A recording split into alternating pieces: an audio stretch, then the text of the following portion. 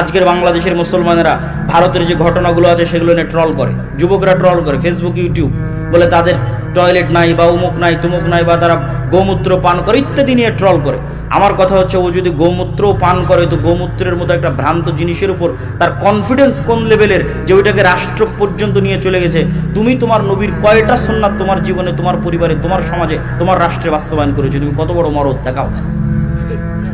হিন্দুরা মরদ, ভারতের হিন্দুরা মরদ, তাই হিন্দুত্ববাদকে রাষ্ট্রে প্রতিষ্ঠিত করেছে। তুমি কোন লজ্জায় তাকে নিয়ে ট্রল করো? তুমি যদি তাকে নিয়ে ট্রল করতে চাও তো তোমার নবীর সুন্নাতকে তোমার জীবনে বাস্তবায়ন করে দেখাও যে হ্যাঁ আমি পুরুষ, আমি কাপুরুষ না, আমি সাহসী বীর পুরুষ, আমারও আমার নবীর দিনের সুন্নাতের উপর কনফিডেন্স আছে, আত্মবিশ্বাস আছে। লন্ডন শহরে জরিপ চালান, কয়টা ইহুদির মুখে দাঁড়িয়ে আছে আর কয়টা মুসলমানের মুখে দাঁড়িয়ে আছে। মুসলমানের তার নবীর সুন্নাতের উপর আত্মবিশ্বাস কতটুকু আর ইহুদির তার নবীর সুন্নাতের উপর আত্মবিশ্বাস কতটুকু জরিপ চালান। আত্মবিশ্বাস বিক্রি করে দিয়ে, আত্মমর্যাদা বিক্রি করে দিয়ে কখনো আপনি মুক্তি পাবেন না, গোলামি থেকে মুক্তি পাবেন না।